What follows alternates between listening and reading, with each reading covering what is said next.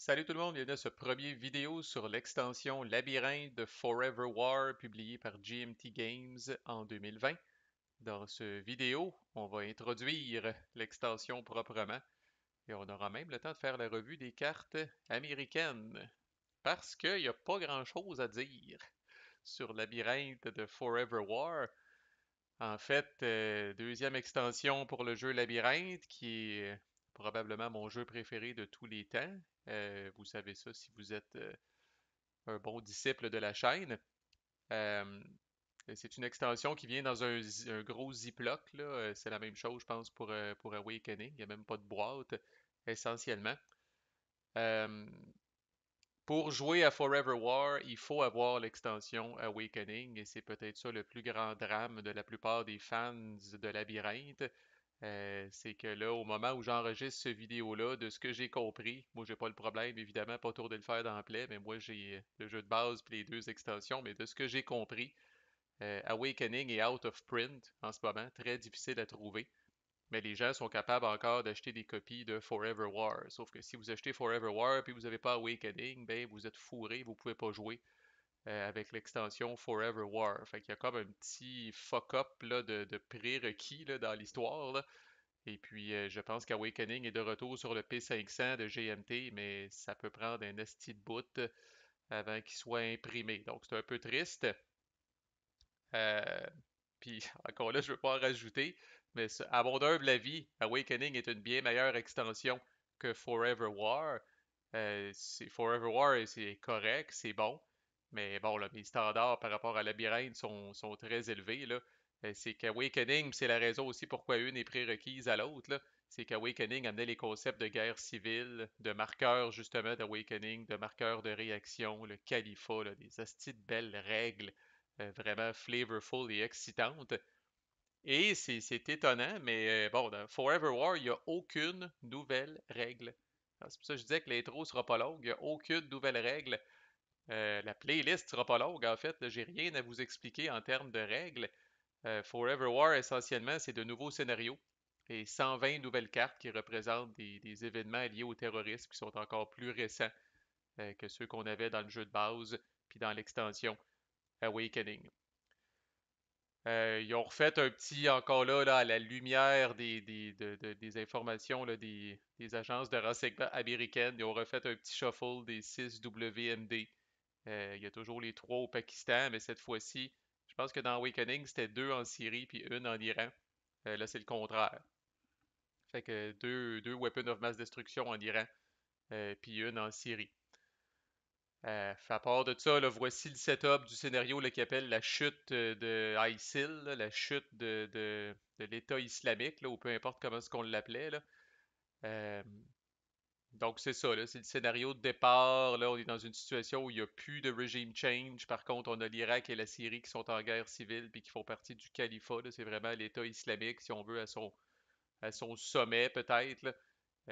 Puis là, avec les 120 nouvelles cartes, là, attendez-vous à voir beaucoup de choses en lien avec ces pays-là, évidemment. La seule peut-être différence au niveau des règles, puis c'est très pointu, c'est l'Iran. L'Iran, encore une fois, le commence comme un pays spécial, comme dans le jeu de base, peut devenir un pays, euh, dans le fond, le musulman, comme on avait dans Awakening, peut devenir islamist rule, donc éventuellement, là, si le djihadiste s'acharne dessus. Mais bref, même s'il est islamist rule, pour être capable de faire un changement de régime en Iran, dans Forever War, s'il y a tout un set de conditions, évidemment, les Américains doivent être hard, ça change pas. Le monde doit être hard 3, ok, pas juste du côté américain, parce que normalement on s'en crée si vous pouvez faire un regime change, même si le monde est à soft, le temps que vous autres, comme Américains, vous êtes à la posture hard. Mais là, pour le faire en Iran spécifiquement, le monde doit être à hard 3 et les Américains doivent avoir un prestige high ou very high. Vraiment, il faut que tous les gens marchent à l'unisson là, autour de ça pour cautionner une telle intervention américaine, j'ai l'impression. Euh, c'est tout. On a fait le tour des nouvelles règles. Sinon, ben, comme je disais, des nouveaux scénarios. Fait que ce que je vais faire dans cette playlist-là, évidemment, on va quand même se payer la traite, puis on va faire la revue des cartes. américaine, neutre et djihadiste. Ça en va une nouvelle carte en tout, splittée en 3 vidéos. Puis je vais faire un dernier petit vidéo où je vais vous montrer le scénario que moi je me tanne pas de jouer et que je joue over and over again. Puis qu'il y a une espèce de mix des cartes, des 360 cartes qu'il y a dans le jeu de base, puis dans les 2 extensions là, que moi je trouve particulièrement intéressant. Dernière petite mention peut-être avant d'embrayer là, sur la revue des cartes américaines. Si j'ai un petit commentaire négatif à faire sur Forever War, là, je trouve que les cartes, ça commence des fois à être un petit peu je veux pas dire tiré par les cheveux dans le sens de réaliste, là, mais je trouve des fois là, que tu sais, il y a énormément de texte sur les cartes, là, puis en tout cas, je vais vous en montrer quelques-unes. Là, je reviendrai là-dessus là, quand on va arriver sur certaines de ces cartes-là. Là. Mais faites ça moins ça, c'est quasiment faites ça moins ça, divisé par ça, racine carrée, tu crées il y a des affaires des fois, là, tu sais, c'est comme juste lire la carte et essayer de figurer ce que ça fait. Tu sais, je trouve qu'on perd un petit peu la simplicité puis l'élégance des cartes du jeu de base puis des cartes qu'il y a dans Awakening. Mon opinion, en tout cas.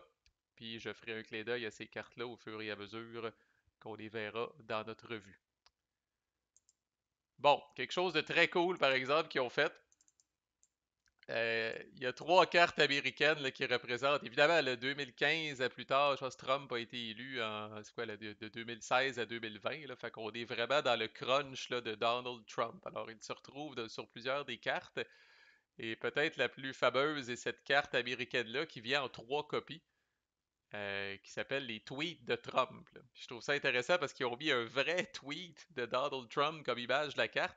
Et même si les 3 cartes mécaniquement sont pareilles, le tweet de Trump change sur chaque carte. Alors, tu sais, si vous attendez après votre adversaire, vous pouvez lire les tweets de Trump. euh, que vraiment, là, la réalité dépasse la fiction. Là. Tu sais, on lit ça, on se dit qu'il y a un président américain qui a vraiment mis ça sur Twitter, en tout cas. Et bon, voilà une carte américaine qui peut être bad pour l'Américain. Alors, l'effet le dit, là, vous brassez un dé, puis vous modifiez le résultat de votre dé par la pénalité ou le bonus de prestige américain. C'est-à-dire que si vous êtes à médium comme ça va être le dé de titre. Mais si le prestige est à low, vous allez avoir -1, +1 si c'est à high, +2 si c'est à very high. Puis là, vous avez une table avec les différents résultats possibles, là, mais la partie de gauche, là, c'est bad pour l'américain. 0, c'est crissement bad. Là, vous mettez un random reaction marker. Fait que vous allez brasser là, un pays musulman random, puis vous allez mettre un reaction marker dessus. Évidemment, ça peut juste se produire si votre prestige est low. 1, -1 de prestige. 2, vous enlevez un aid. 3, +1 de funding. Et à droite, finalement, ça commence à être bon. Mais c'est souvent pas la mer à boire. Là. 4, c'est -1 de funding. 5, vous placez un aid marker. 6, +1 de prestige. Et 7 ou 8, là, ça commence à être intéressant. Vraiment un marqueur awakening random. Puis c'est écrit Mark parce qu'il y a vraiment quelque chose, là, puis on va le revoir sur beaucoup d'événements, là, mais il y a vraiment quelque chose pour dire, là, ça y est, Trump a tweeté. Il y a vraiment un marqueur pour dire, là, Trump tweets on ou off. Alors, Trump a tweeté et ça peut avoir des conséquences plus tard. Ça peut enabler certains événements plus tard qui sont possibles uniquement si Trump a tweeté. Là. Fait que, bon, quand même intéressant, là. Puis, je voulais commencer par ça parce que, comme je dis, là, vous allez le voir à plusieurs reprises sur des cartes. Puis d'ailleurs, on n'a pas long à faire. Là. Je commence avec celle-là aussi parce que je trouve que c'est une des rares cartes dans le jeu au complet qui est vraiment bad. T'sais, fait que là, c'est une carte américaine. N'ajustez pas votre appareil. L'ambassade américaine qui déménagerait potentiellement à Jérusalem. Euh, donc, c'est jouable si le USA Hard et les Trump tweets sont à on. Vous brassez le prestige américain, puis +1 de funding. Puis ensuite, vous flippez les Trump tweets à off. Alors, c'est tweet, c'est tweet, ouais. Tweet, effectivement. Le tweet de Trump qui avait tweeté ça à un moment donné, là, comme espèce d'affaire, puis qui avait comme jeté un pavé dans la mort, puis ça avait fait une espèce de brouhaha, là. On rappelle que brasser le US Prestige, généralement, ça finit pas bien pour l'Américain. Fait que voici un exemple de carte où si les Trump tweets sont à on, et puis le djihadiste a cette carte-là dans sa main, il est bien content d'utiliser le 1 up, puis après ça, l'événement va triguer, puis c'est fort possible que ce soit négatif pour l'Américain une fois de plus. Fait qu'imaginez. Ensuite, j'ai ramené de vieux classiques. sur lesquels on s'étendra pas parce que ça a été couvert dans d'autres vidéos, comme dans Awakening aussi, il y a des cartes qui reviennent.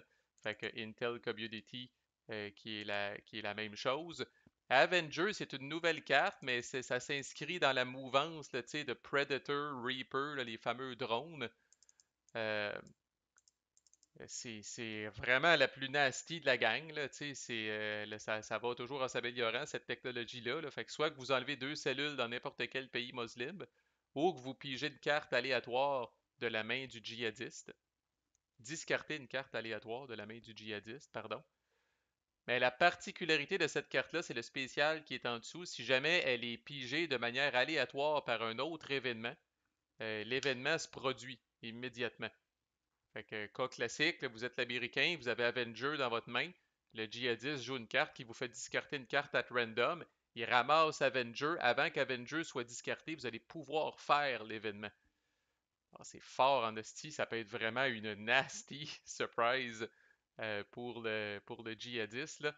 Puis bon, vous pourrez faire une recherche sur les forums de Board Game Geek, là, de Forever War, là, pour voir toutes les interactions possibles entre cette carte-là et les autres cartes qui existent, là, parce que le texte là, qui dit si cette carte-là est pigée at random, mais il y a plusieurs cartes comme ça qui viennent piger, puis des fois vous pigez, puis vous mettez dans votre main, puis des fois vous pigez, puis vous discartez, puis des fois vous en pigez deux, puis vous choisissez. Fait que qu'est-ce qui arrive dans tous les cas, là, il y a quelqu'un qui avait posé toute une série de questions, puis ça a fini par être répondu par le designer là, comme clarification, mais un bon petit concept quand même sur papier. On a les forces spéciales qui sont, en tout cas cette version-là est pas mal moins hot que ce qu'on est habitué. Là. Fait qu'il faut qu'il y ait une cellule dans un pays avec des troupes ou les fameux advisors, là, qui est une carte d'Awakening, puis vous enlevez la cellule. Fait que, et dans le jeu de base, dans le pays ou à un pays de distance, puis dans Awakening, c'était jusqu'à deux pays de distance, cette version-là. Comme on dit, le low profile, high impact, il faut que ce soit dans le même pays où se trouvent les troupes. Et on a le backlash qui est exactement la même chose que ce qu'on avait avant. Alors, le reste, c'est tout du nouveau. Fait qu'on va y aller en ordre. Un hop, deux hop, trois hop. Women's Rights Activism, fait que vous enlevez un marqueur de réaction n'importe où sur la map. Très intéressant, très bonne carte de 1. Les White Helmets, vous jouez ça si vous avez de la milice dans un pays en guerre civile. Fait que comme on voit là, l'Irak puis la Syrie commencent en guerre civile, puis il y a déjà de la milice là. Fait que c'est quand même intéressant. Plus un de prestige ou moyen de funding. Nadia Murad, prix Nobel de la paix. Alors, dès que ça va pas bien en Irak, vous pouvez la jouer, là.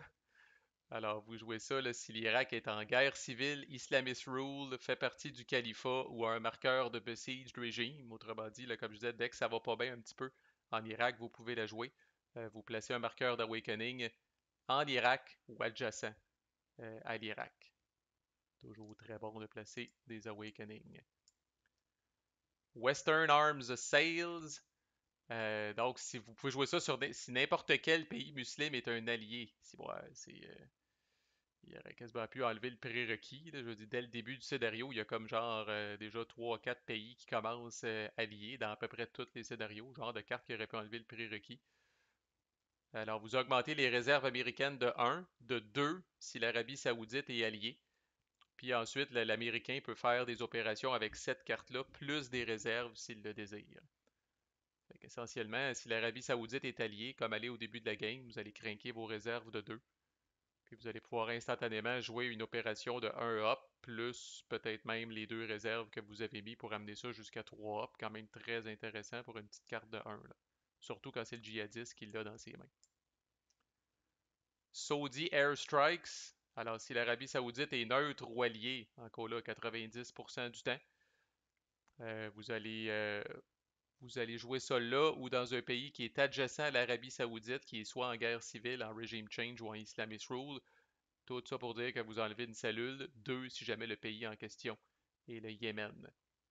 Fait que si l'Arabie Saoudite est neutre ou alliée, puis que le Yémen est en guerre civile, regime change ou Islamist rule, vous pourriez enlever deux cellules du Yémen. Sinon, c'est une seule cellule. Patriotic Arab Democracies Movement.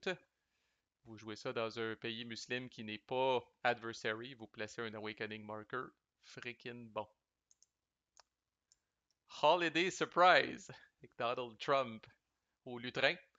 Alors, vous jouez ça s'il y a des troupes ou des advisors dans un pays Regime Change ou Civil War, ou s'il y a des troupes ou des advisors dans un pays qui contient plus d'une cellule, ça vous donne +1 de prestige pour la petite opération de morale boost et la petite opération médiatique qui vient avec. Green Movement, vous pouvez jouer ça si l'Iran n'est pas Islamist Rule et n'est pas un pays spécial. Vous placez un Awakening marker en Iran. Essentiellement, ça veut dire que l'Iran est musulman, mais n'est pas Islamist Rule. Foreign Internal Defense, vous pouvez jouer ça dans un pays musulman qui n'est pas adversary puis qui contient une cellule. Vous placez une milice dans le pays. Et Abdel Fattah el-Sisi, vous placez un Awakening Marker en Égypte ou dans n'importe quel pays qui contient de la milice et c'est bloqué par la version djihadiste de l'événement neutre qui est listé ici puis qu'on va voir dans une autre vidéo. Petite carte de 2 maintenant. Et vous-en. Le Trump Trip. The Art of the Deal. Autant je déteste Donald Trump, autant je dois dire que mécaniquement, cet événement-là est très intéressant. Là. Vous shiftez l'alignement d'un pays d'une case, qui est probablement la partie la plus intéressante, ou vous settez la posture d'un pays pour matcher celle des États-Unis. Third Offset Strategy est très intéressante si vous l'avez dans votre main comme Américain. Vous pouvez jouer ça dès que le djihadiste a plus qu'une carte dans sa main. Alors vous pigez 2 cartes aléatoires du djihadiste, vous les révélez, vous en discartez une, puis vous y redonnez l'autre. Typiquement, vous allez pogner, mettons, une bad event djihadiste puis une good event US. Bien, vous allez vous débarrasser de la bad event djihadiste, puis tiens, reprends cet événement américain-là comme casse-tête dans ta main. Très intéressant. Inoffensive, par exemple, si le djihadiste l'a dans sa main, il va la jouer en fin de tour, puis ça va être inoffensif. Alors ça, c'est un exemple que si vous jouez cette carte-là, vous pouvez ramasser Avenger de la main du djihadiste. Mais là, qu'est-ce qui arrive là, si vous la discartez? Qu'est-ce qui arrive si vous la retournez? C'est tout ça qui est détaillé sur Board Game Geek. Là. Le Presidential Reality Show. Alors, pour que ce soit jouable, cette affaire-là, il ne faut pas qu'il y ait de troupes dans des pays en guerre civile ou des pays en regime change. Là. Autrement dit, comme dit le flavor, là, there is nothing in the news, là, c'est dull, il se passe rien, fait que Donald Trump est un peu restless, là, puis il a le goût un peu de brasser de la merde. Alors, vous allez fouiller dans la discard pile et vous allez retourner dans votre main soit la fameuse carte de Trump Tweets ou n'importe quelle carte qui a comme prérequis que les Trump Tweets soient on. Alors là, soit que vous allez tweeter ou que vous allez aller chercher une carte qui nécessite que Donald Trump ait déjà tweeté.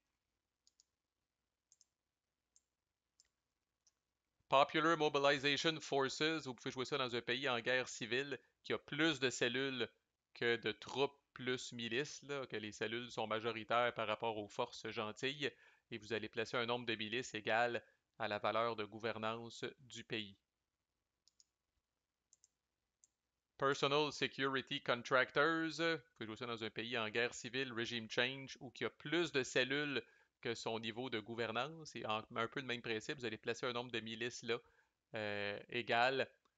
Ah oui, le Resource Value, c'est vrai, je vais faire. C'est un exemple d'affaire que si tu lis vite, là, fait pour être sûr, euh, quand ça dit place a number of militia equal to the governance level of that country, là, le governance level, là, c'est comme fair, c'est 2, poor, c'est 3, good, c'est 1. Fait que le governance level, là, c'est le chiffre qui est associé là, justement, à la valeur de gouvernance du pays. Tandis que ça ici, c'est ce que j'avais en tête, là, j'allais dire que les cartes sont pareilles, mais pas tout à fait. Là, placer un nombre de milices là égal à la valeur en ressources du pays. Donc ça, c'est le chiffre en haut à gauche du pays, qui peut être influencé aussi par Oil Price Spike puis d'autres cartes semblables. Intéressant cette petite carte-là, là, quand le djihadiste là, péniblement recrute dans un pays puis essaye de se rendre à 5 cellules pour essayer là, de menacer pour faire un major djihad, surtout si c'est un pays payant, comme l'Irak, l'Égypte, l'Indonésie, Malaisie, de 3. Là, vous jouez cette carte-là, vous créez ces 3 milices, puis ouf, C'est, comme je disais, le djihadiste de peine et de misère essaye de recruter dans ce pays-là. Là, ben là, avec 3 milices qui viennent d'apparaître, ça va y prendre 3 cellules de plus pour s'essayer. Là, c'est quand même tough. Opération Tidal Wave 2. Je n'ai pas connu la première, mais bon. Vous jouez ça si la capitale du califat est sur la map. Si le califat est sur la map, point. Là. -2 de funding. Moab, acronyme pour The Mother of All Bombs. Vous jouez ça s'il y a une cellule dans un pays avec des troupes ou des advisors, vous enlevez la cellule plus un de prestige. Pas mal semblable à Special Forces qu'on a vu tantôt, mais avec le plus un de prestige en plus. Voilà une carte insanely good dans les bonnes circonstances. C'est très important d'être au courant que cette carte-là existe pour le djihadiste, là. Imran Khan. Alors, vous jouez ça si le Pakistan n'est pas Islamist Rule et ne contient pas de cellules. C'est rare que le Pakistan n'a pas de cellules. C'est une des priorités du djihadiste au début, là, parce qu'il y a quand même des WMD là. Vous testez Pakistan puis vous améliorez sa governance d'un niveau. Alors, si jamais le Pakistan était fair, il devient good instantanément. C'est rare en asti les événements qui amènent des pays à good d'une shot. Arabe NATO, commence à être compliqué, là, mais bon, vous jouez ça si l'Arabie Saoudite ou le Gulf States est good. Vous placez deux milices, euh, dans le fond, là, adjacents ou dans un pays sunni ou dans le Gulf States. Fait que vous placez deux milices dans un pays sunni ou adjacent à n'importe quel pays sunni ou dans le fond adjacent au Gulf States, pas l'Iran. Fait que Chris, c'est à peu près n'importe où. Il faudrait que je check où est-ce qu'on peut pas faire ça. Là. Ben, tu sais, des pays sunnis, il y en a un méchant paquet. Là. C'est tous ceux qui ont l'espèce de symbole avec le fond blanc ici. Là. Fait que dans un pays sunni ou adjacent à un pays sunni ou au Gulf States, bref, c'est à peu près partout. Là. C'est ce genre d'affaires-là où tu te rends compte quand tu fais le calcul, ben coudonc, si ça représente, je sais pas moi, 15 pays sur 18, on veut-tu enlever la condition tarabiscoter puis juste dire placer deux milicias n'importe où. C'est le genre d'affaires qu'un développeur pourrait dire, mettons là. Ou vous redistribuez les milices entre les pays musulmans qui sont à une space de l'Arabie Saoudite, du Gulf States et de la Turquie. Alors, vous pouvez rebrasser la soupe de milices entre ces pays-là, là, c'est un ou l'autre. Et le 75e régiment des Rangers, vous jouez ça dans un pays en guerre civile, vous enlevez deux cellules. Et finalement, les grosses cartes, les cartes de 3. Expanded ROE. Alors, pendant l'attrition de ce tour-là, vous allez ajouter 1 au nombre de cellules qui sont enlevées pour chaque hit qui est fait par le joueur américain. Par contre, -1 de prestige. Fait que l'attrition, c'est quand on arrive là, à la fin du tour, puis que là, dans les pays en guerre civile, les cellules, tu tapoches les troupes et les milices, là. Fait que, on a couvert ça dans Awakening. À chaque fois qu'il y a des hits, on enlève un certain nombre de cellules, dépendamment s'il y a des troupes ou non. Là. Mais là, bref, le nombre de cellules qui prennent le bord est augmenté de 1 pour ce tour-là seulement. Pas par jeu, honnêtement. La perte de prestige vaut quasiment pas la peine pour l'événement. Fire and Fury. Alors, si l'Américain a 6 troupes ou plus sur la track, que les Américains sont à hard et que les Trump tweets sont à on, et bien que vous le vouliez ou non, c'est là que ça peut être chiant. L'Américain fait un regime change dans n'importe quel pays en Civil War ou un pays adversaire. Pas l'Iran, parce que comme je disais, l'Iran a ses petites particularités. Là. Fait que ça peut vraiment être un événement pro-djihadiste. Là. Comme je dis, ça vous tente pas nécessairement, là, parce que regime change, ça enable un paquet de cartes bad pour l'Américain, ça déclenche un rôle de prestige, vous avez moins de troupes sur la traque, vous pigez moins de cartes à tous les tours. Mais avec ça, c'est écrit Trump, Tantrum, là, une petite crisette de Trump, là, vous êtes obligé d'y aller là, si les prérequis sont en place. Ah non, ça dit The US may conduct. Ah, si, ok, vous n'êtes pas obligé. Je pensais que c'était obligatoire. Sorry about that. C'est The US may conduct. Vous n'êtes pas obligé de le faire. Fully Resourced Coin, une bonne carte. Bonne idée. Donc, remettre le logo de Coin, c'est quand même, faut le faire. Un peu de metagaming ici. Fait que ça vient mettre un baume sur votre plaie là, si vous êtes embourbé dans un regime change. Fait que si un pays regime change puis que le US est à hard, le US va piger 2 cartes de plus au prochain tour. Fait que intéressant. Habituellement, quand on est en situation de regime change, on a un petit peu moins de cartes dans les mains, on a un petit peu plus les mains attachées, mais ça vient compenser un peu. SFAB, je me rappelle plus ce que l'acronyme veut dire. Vous placez jusqu'à 2 advisors au total dans 2 pays en guerre civile qui n'ont pas de troupes et qui ne sont pas adversary. Advisors est mis en italique parce que c'est une carte qui n'est pas là dans Forever War, mais qui existait, qu'on a couvert dans Awakening. Là. On voit que l'Irak commence le scénario avec des advisors. Essentiellement, là, ça rajoute une milice gratuite à la fin de chaque tour tant que le pays est en guerre civile. Fait que ça peut être intéressant encore là dans le setup initial. Il y a 2 pays en guerre civile qui sont pas adversary, fait que c'est intéressant pour ça. Je sais pas si on peut, faudrait que je check, je sais pas si on peut avoir plus qu'un marker d'advisors dans un pays, là, comme dans ce cas-là. Pourrait-on en mettre un deuxième sur l'Irak qui recevrait 2 milices à la fin de chaque tour? Ça faudrait que je check. Le siège de Mossoul. Alors, dès qu'il y a au moins un pays en guerre civile et qu'il y a plus de troupes et de milices sur la map que de cellules, alors pour ce tour-ci seulement, pendant l'attrition, vous allez, dans le fond, diviser par 2 la quantité de cellules pour les fins du calcul. Vous allez diviser par 2 le nombre de cellules, round down, et vous allez doubler le nombre de troupes plus la milice avant de brasser vos jets d'attrition. Et plus 1 de prestige. Fait que si on compare à l'autre tantôt, il y a au moins le plus 1 de prestige. Puis ça commence à être pas pire. Là, les cellules vont avoir beaucoup moins de chances de vous taper. Et vous allez avoir beaucoup plus de chances de taper les cellules lors de la phase d'attrition. Si on compare celle-là avec l'autre carte qui soquait un peu plus tôt, celle-là est définitivement meilleure.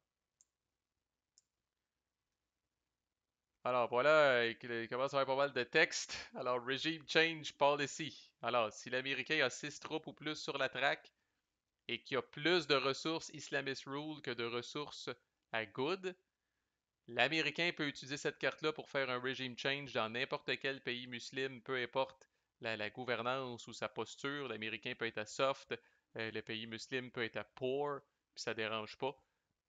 Puis l'Américain peut ignorer là, les exigences spéciales pour faire un regime change en Iran, le temps que l'Iran est musulman. Là. Les fameux requirements que j'ai parlé au début, là, spéciaux que Forever War amène pour faire un regime change en Iran. Puis vous avez une pénalité additionnelle de 2 de prestige après que vous avez fait le regime change par contre.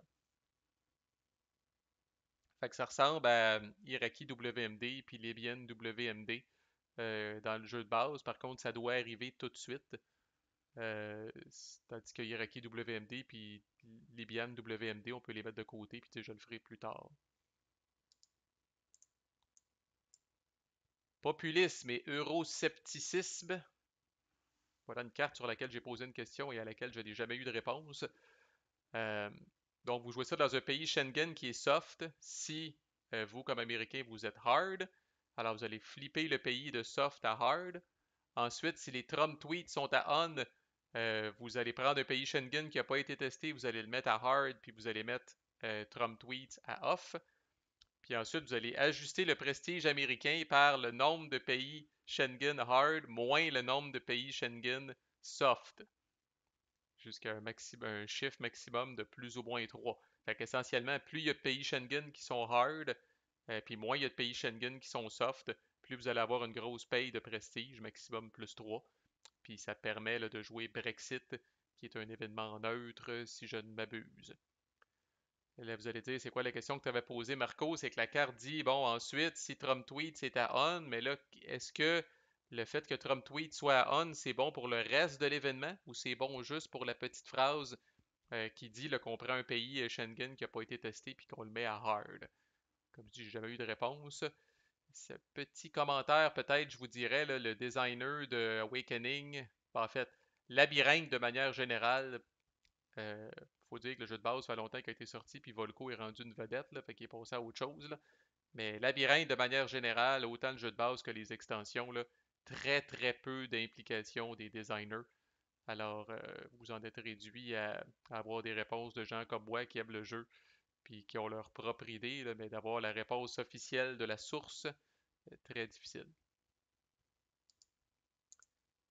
Opération inhérent Resolve. Alors, si l'Irak ou la Syrie est en Civil War, c'est jouable, c'est bloqué par Early Exit, qui est probablement un événement djihadiste. Vous placez une milice et un advisors en Irak ou en Syrie, et ensuite vous enlevez un total de 3 cellules de ces deux pays-là. Quand même très intéressant, surtout encore là dans la situation de départ.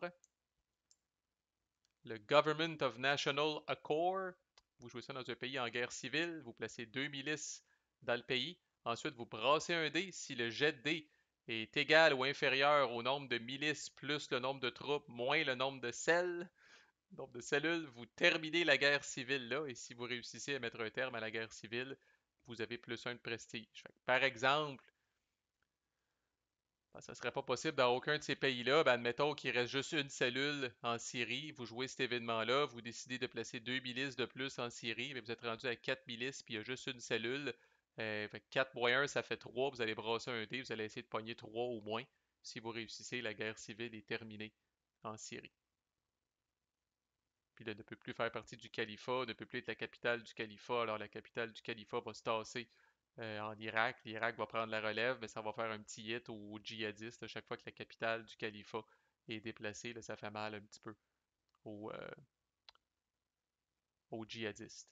Et je viens de dire tout ça, puis je viens de remarquer, c'est important, ça revient aussi sur les cartes de Forever War. Il y a le fameux petit icône en haut à droite, justement, qui dit que cette carte-là ne peut pas être jouée dans le califat. Là. Le califat n'est pas très ouvert à ces discussions-là.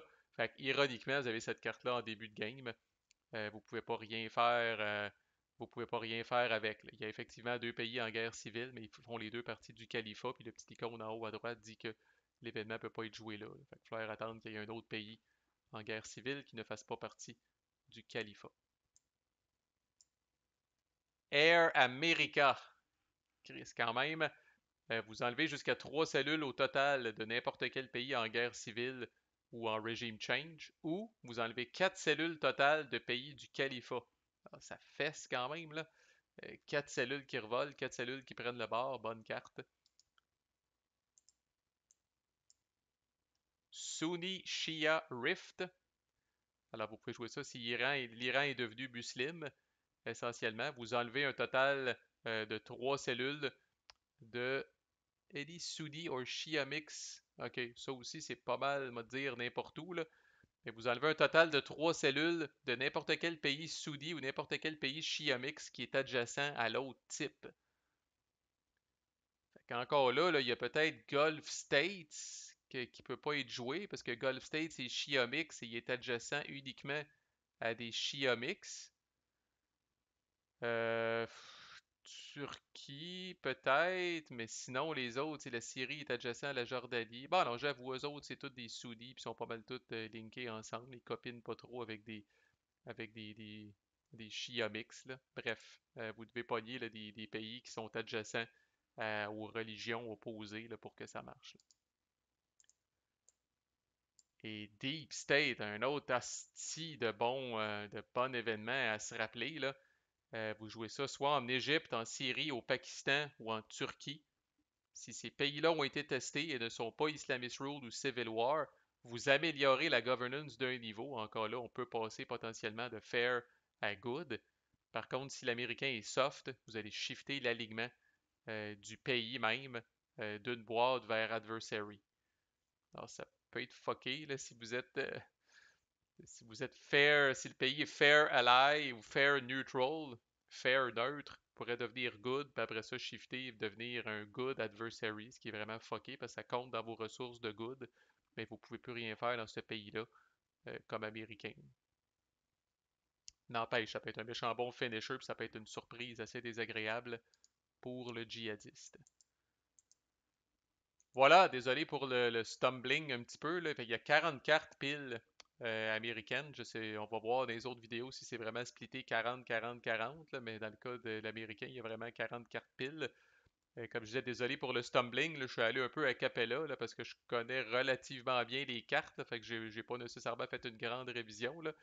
Mais bon, c'est pour vous donner une vue d'ensemble des nouveaux événements qu'il y a, puis de comment ça peut interagir avec le jeu. Fait que prochaine vidéo, on va checker les cartes djihadistes. Je sais bien, manquez pas ça. À plus.